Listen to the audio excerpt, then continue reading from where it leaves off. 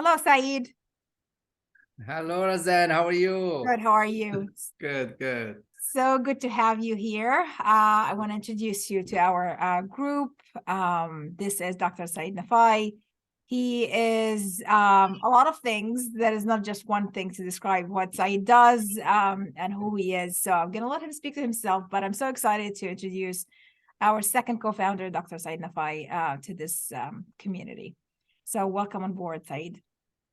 Thanks, Dr. Razan. Appreciate your invite and appreciate you inviting me be part of this initially as a co-founder, and looking forward to working with you and looking forward to meeting other members and other allies as well.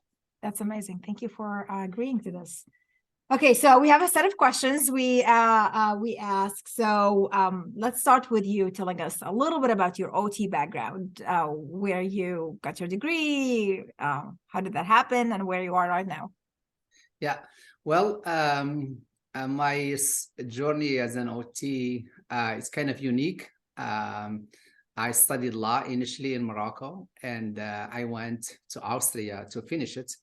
And I studied there for 3 years, and there where I met my lovely wife, Elizabeth, and I had to come back and live here with her, to come to the USA and live with her. And I was studying ESL, English as a second language, and a brochure came to our home, and it said in it, and when it came home, I was not a good English speaker by then. And so, but it stated that, according to Elizabeth then, she said, if you like to work with people, if you like to help people with disability, if you like to, work with children, mental health, all the stuff that OT practice is.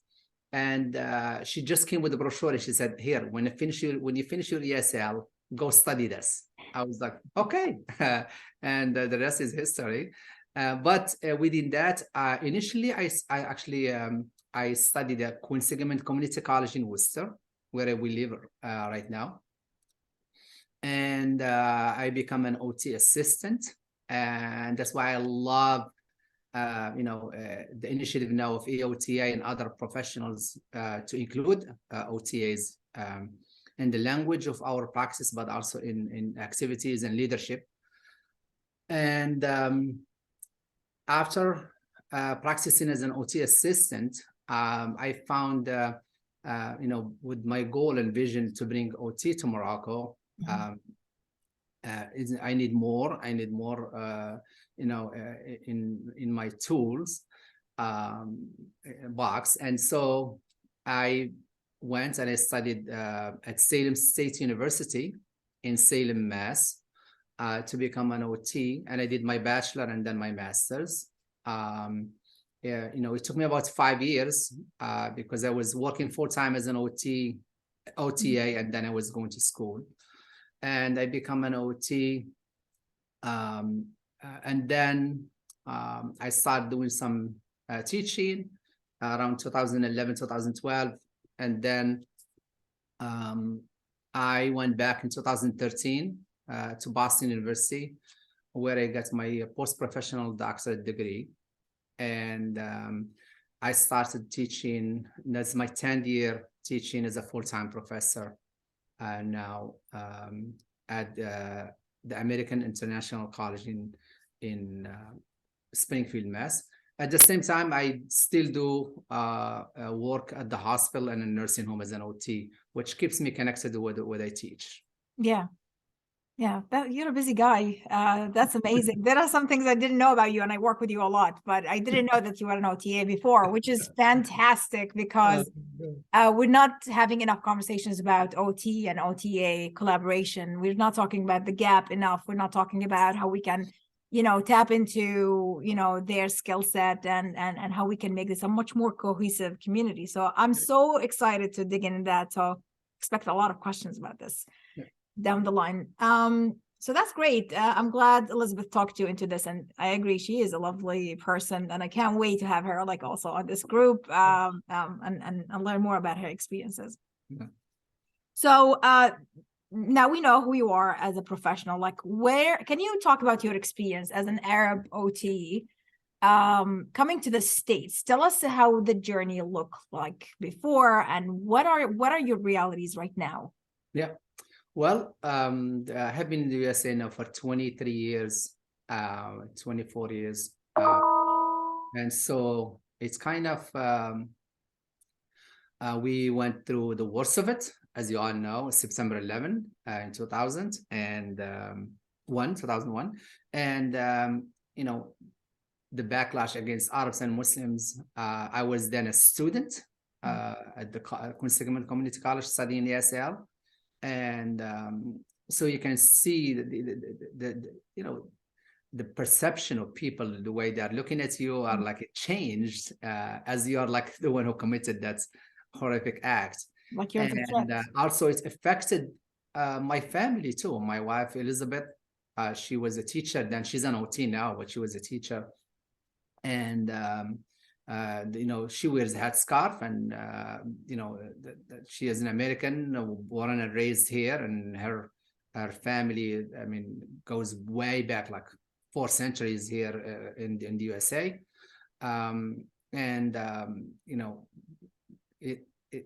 She did also get some backlash, like I remember we were living in an apartment then, and we didn't have a washer and dryer inside the apartment, so she was doing the wash outside and the laundromat. And one lady, she told her right after September 11, she told her, go back to your country. And it's like, what? This is my country, I'm from New York. And so it can be also transferred to the healthcare system as well, where I was working as an OT. There are some people maybe are kind of curious. You want to know where you are from, and that's perfect. I always ask, where are you from? And I will have a conversation with them. And then there are some people who's like, where are you from? Right. There's always someone. Yeah, always someone. But I don't take it personally, and I found it. I found people who, that's just my personal experience. People who traveled a lot, and people who are open-minded and educated, they are less racist. And that's why we should, raise that awareness about, people, they should be connected to other people from abroad, or people should travel, if they can, because that's opened their mind to what's outside here in the USA. But, throughout, here, I had a great experience. I mean, there is some negative experience here and there, but the positivity, it's outweighed the negativity.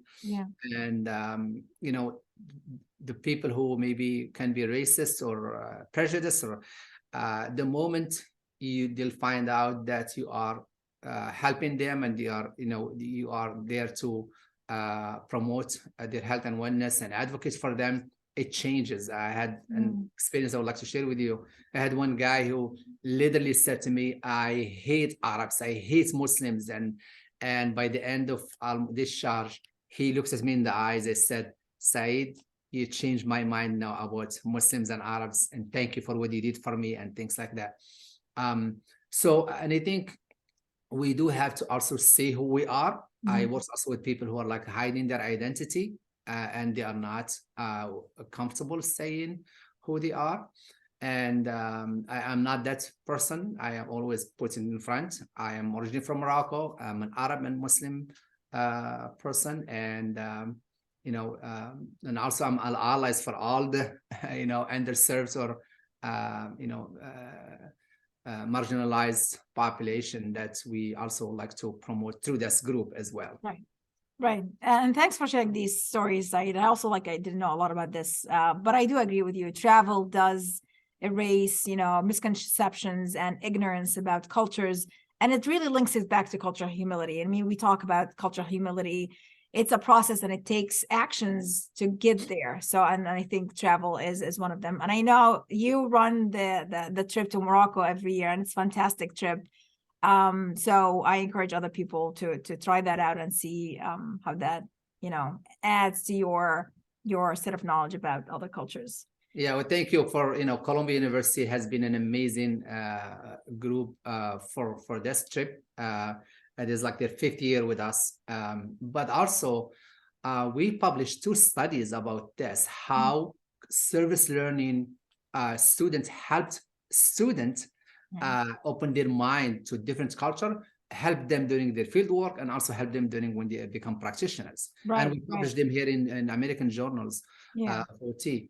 So that's a side. Another thing is that when people go to abroad or meets people, connects with people even here, that the prejudice and the bias it starts to disappear, or at least decreases. And the reason why, because you start, oh, these people are like not what I have been hearing or seen in the media. And that's what a lot of students told me in Morocco. They see people giving them whatever they have and inviting us for, and you saw the trip and how people are generous and nice, and so then people just like, wow, I wasn't expecting this. All what we have been hearing, people are this and that. And another thing I would like to, through this platform, let people know, I mean, Morocco is an Arab Muslim country. And in Morocco, it is the first university in the world and was built by a woman. And again, this talks about the prejudice sometimes against Arab and Muslim women here in America. And another thing is that Morocco also was the first country to recognize the independence of the United States. The first country is 1777. And here again, it's an Arab and Muslim country as well. So it's kind of like a lot of things that people don't talk about, but they always mention that prejudice and the bias that the media sometimes had some special interest in it, in promoting, unfortunately. Yeah, I agree with you. And this is why, like, I think we were creating this group so we can debunk all of this, misunderstanding and misconceptions. Anyway, save everything about Morocco. I'm saving one whole episode from Morocco, so keep that. I'm coming back to this. All right, so the few questions I know you have to run. Why did you join our group, and how do you see yourself creating change in this country? I remember you and I, we talked about this maybe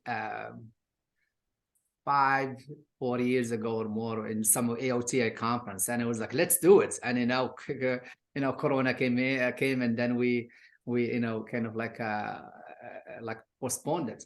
And I'm so happy that we are starting this platform. For one, connects all OT and OTAs and students that have Arab background, to have some platform where they can have some discussion regarding their experiences, their professional life, or whatever.